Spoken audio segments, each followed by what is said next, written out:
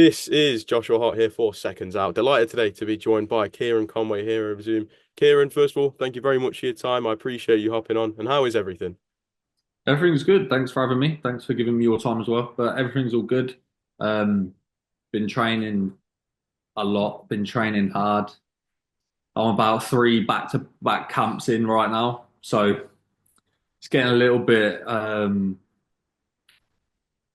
frustrating, a little bit to the point where I just want to get something on that, get something in now, get a date in and get fighting. Well, we know that obviously you had your fight back in Japan earlier in the year. Obviously, we know that you're meant to face Aaron McKenna in the semi-finals. We also have seen that you're mandatory for the British title after beating Linus Udofia over a year ago now. So there's a lot of things out there for you, but it just seems nothing's able to fully materialize, does it? That's about right. That's the story of my life at the moment. It's been It's been confusing and frustrating for about a year now, ever since I boxed Linus Udofia October last year. So we're over a year now since that fight, and it's been frustrating ever since then because I was wanting to fight the same year, get another fight in by like November, December. It was like easy. There was nothing that no injuries, no real fatigue from that. I could have went again the next week. So that was my plan to get in, and I was told no. Okay, well I've got this thing coming up in the new year, which was Prizefighter, and it just kept getting postponed and knocked back constantly. It was pretty much a nightmare from the get go. Um, Finally we managed, and my contracts were signed from pretty early on, so I was stuck in that contract for a long time. Couldn't really fight any other time, so we finally got that over the line for July, just gone. But then the semi-final should have came up pretty soon after that, October the 7th or October the 5th, something like that. Again, another one of the frustrating things. Um, all the way leading up to it, there was no promo, there was no word of anything, and it started getting a little bit like this again. This is the exact same story as what happened earlier on in the year. Felt like it weren't going to happen. Felt like it weren't going to happen, and then finally, 1 week before, I was supposed to fly out, and the same week that I was supposed to fly out, they finally told me it's postponed. So that's been a bit of a nightmare. Um, and then yeah, we've got this British title fight that's supposed to happen pretty soon. It's supposed to happen 30th of November. The purse bids were won by Matchroom. But Queensbury, Brad Pauls, they're just messing. They're messers. I'm not going to sit here and keep my mouth shut because that's exactly what they are. They're messing everybody else about. They're like, it's not hard to get this over the line. The board ordered it. Matchroom won the purse bid. The date was there. That's it. Just sign for the fight. But that was 2 weeks ago now, and there's not been a word. It's just constantly messing about. They're playing. Brad Pauls keeps putting on social media all this stuff about having fights locked in and he's signed and stuff like that. Well, who's that then? Because I've not signed any fight. So make a decision, put the decision out there, let everyone know what's going on because it's just selfish, and that's boxing for you. People are selfish. People are just bitter. They just like messing about. So it's been frustrating. What we said off camera, obviously, you mentioned this is the first time in a while where you've been injury-free, illness-free. Obviously, you were meant to box Linus Udofia originally back in Manchester last year on the Lara versus Wood 2 undercard. Um, is that the even more frustrating part that you've not had to battle any injuries, you've not had to battle any illness, you've been fit, ready to go, you said after the Linus fight that you could have fought the week later. Is that how frustrating it's been that you've been so healthy and you've stayed in the gym, but you just haven't been able to get a fight date? Yeah, yeah. That's exactly why it's been frustrating because my whole career I've been injured. I've been this. I've been that. I've had setbacks and stuff like that. And now we finally managed to get to the point where none of that can get in the way. The only thing that can get in the way now is external sources constantly messing, such as the Japanese tournament. That was a complete mess um, all the way through. This British title fight, complete mess from the start of negotiations. Before the purse bids, complete mess. Um, it's frustrating. It really is. But all what this is doing is making me want to hurt my next opponent even more. This is proper driving me on. So if it is Brad Pauls that gets in the ring, then I'm motivated. This is going to be a big fight, and it's one that I really, really want to put a number on. Just on the whole prize fighter situation, obviously, once you'd landed in Japan in July and you'd had your fight, did you feel at that point it was like, okay, right, the messing about period's over, we'll be active again, fighting Aaron McKenna in the semi-finals? Do you feel just like how let down do you feel by the fact that that semi-final in a great fight domestically as well that British boxing fans would have been able to get their teeth into? How frustrating is it that none of it's actually materialized in the end and you've missed out on a big opportunity to box a great fighter like Aaron McKenna? Well, because of all of the messing about that happened from the start of that, when we finally got the first one out of the way, it was, well, at least we got that one done. Now we'll just see what happens with the next one. Because I just didn't trust that anything that's going on. So I kept focused, did the whole training camp really well. I was ready to fight McKenna. And you've got McKenna's weird team, like all on social media, talking a load of rubbish. They come here and they say, "Oh, another one that's avoiding McKenna." I will tell you categorically, I am not avoiding Aaron McKenna. There's no chance on earth that that's the case.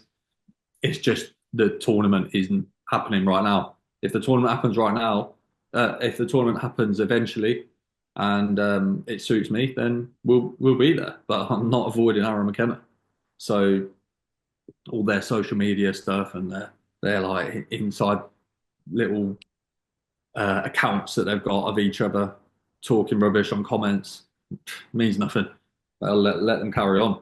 Um, but yeah, it again. I think you asked me why it's frustrating, but yeah, it was just I never really fully expected the second fight to happen, although I just acted like it was happening.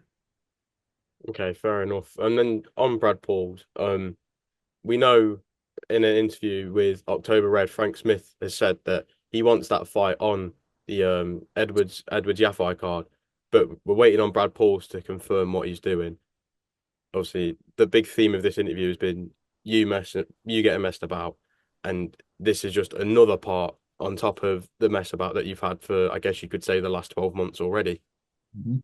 Yeah, yeah, exactly that. But Frank and Matchroom won the purse bids, and Brad is supposed to be defending his title against me.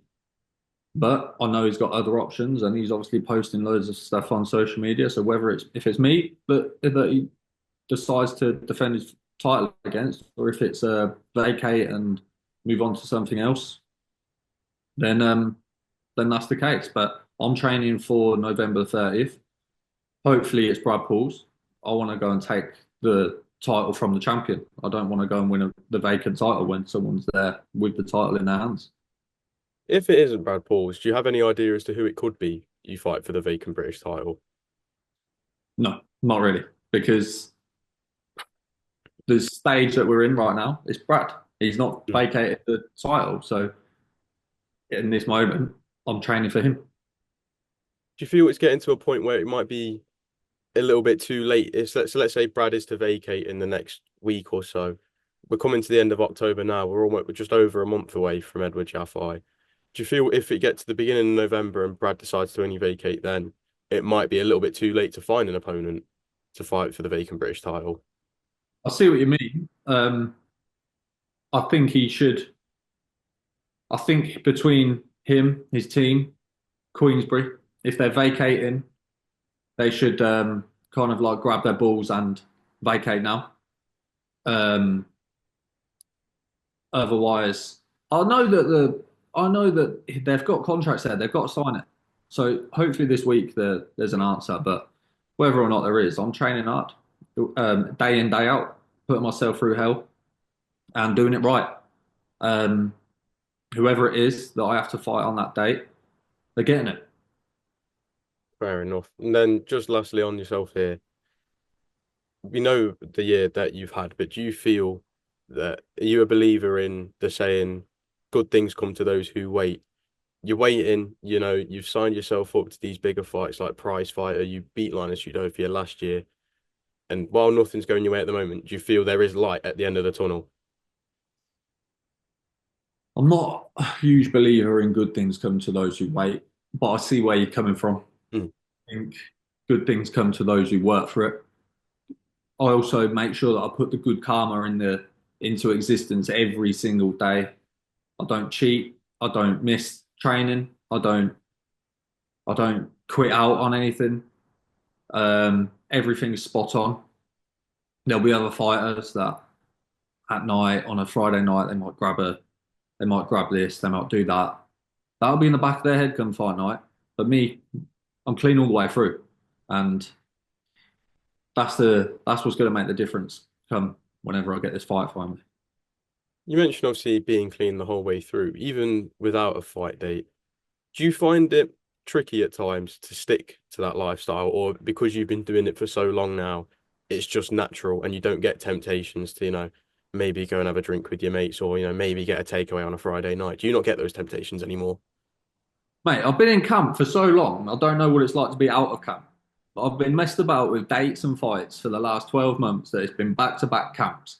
So getting these sort of temptations, eh, they do sometimes happen, but you don't fall into it because it's just normal to be in camp now. I think the last time I even thought about anything like that properly was the day after my last fight in Japan. And we ended up going up mountains instead of enjoying no, that was that was in enjoyment, or Hmm. that was enjoyable. But instead of doing the other things that other people do, like going and eating and drinking, we're climbing up mountains in Japan. Um, it's just the lifestyle now. That's the lifestyle. But yeah, of course, temptations happen. I've got a family and stuff, and I've got a little baby. So, but I use that to keep my head on the straight and narrow. You mentioned obviously doing like back to back to back camps. Is there a fear or any like worries that you might possibly overtrain yourself, or do you know the limits and you've got your rest and recovery spot on so that you don't have that fear of overtraining and overworking your body? Yeah, I'll make sure that I do it good. Everything's monitored. Everything's down to the science. Everything is it's done correct. It's not like the old school kind of way where you just train hard, train hard, train hard. This is done properly. Rest and recovery is part of training. That's as important as going and doing your running and doing your sparring and your strength work. So that's an actual element of my training is recovery, rest, sleep. I've not. It's bit to the point where, like I've touched on, I've got a family, I've got a baby. My missus and my baby sleep in the same room together. I've not slept in the same bed or same room as my missus for the last 6 months or 5 months because of being in camp. It's important, so it's a big factor. So we take it seriously. That's I think out of all the boxers I've spoken to, I've never really heard anyone say things like that. Obviously, you've got a wife, you've got a kid, and you don't sleep in the same bed as them. Is there any reason in particular? Is that so you can monitor everything properly? Yeah, exactly. And so my sleep is uninterrupted as possible. Um, and yeah, exactly that. It's all about monitoring and making sure everything's on point. Well, a very, very dedicated individual, Kieran. I can see that you're ready for a fight day. I just want to quickly get your thoughts on some of the other fights happening in the middleweight division. A fight that seems to be happening at your weight, hopefully early 2025, is Chris Eubank Jr. versus Conor Benn. The rivalry reignited in Saudi Arabia a couple of weeks back. First of all, what did you make of Eubank Jr.'s performance if you was able to watch his fight? I actually missed Eubank's fight, and I may go back and watch it. I know he was fighting Jeremeta from Poland. I did some rounds with him back a few years ago in sparring. Um, but yeah, like I said, I didn't catch the fight. I may go back and watch it, but I may not. Um, but the Eubank Ben fight, that happens, I think that's really good. I think that's a massive fight in boxing. Not, I couldn't bet my house on who I'd say would win that, but I think I would go for Conor Benn. What makes you think that Conor Benn gets the job done? So from what it looks like, Conor Benn's going to be stepping up to middleweight for this fight as well, from his usual weight of welterweight. I just think like that sort of like the mentality, the explosiveness, the he really wants to win that fight. He, you can see that he wants it more than Eubank, I would say, and I think that's the sort of defining factor on that. And then Hamza Sheeraz, a fighter who's been on a meteoric rise, especially since the start of Riyadh season, his involvement. He's been ordered to fight Janabek for the world title. If we see Janabek and Sheeraz get in the ring, what do you think happens between them? It's a good fight. I think Yana Beck's looked really good recently, especially in his last fight. But it didn't last too long, from what I believe, but he looked very good. Hamza also has looked very good. His recent fight didn't last too long either. Hmm. I think that's a really good fight in the middleweight division, and that'd be interesting to have a look at, to be honest, because they're both obviously very good fighters. So it'd be good to see who comes out on top on that one. And then just very lastly, I just want you to give a message. So if it is Brad Paul's next, have you got a message for Brad? What do you want to say to him? Message for Brad is like I said earlier in our chat, like just between you and your team, you just got to grab your balls and make your decision and make it out there. Well, Kieron, thank you very much for your time today. I appreciate you coming on, especially in such frustrating circumstances for yourself. And hopefully we get to see a big fight for yourself soon. Hopefully.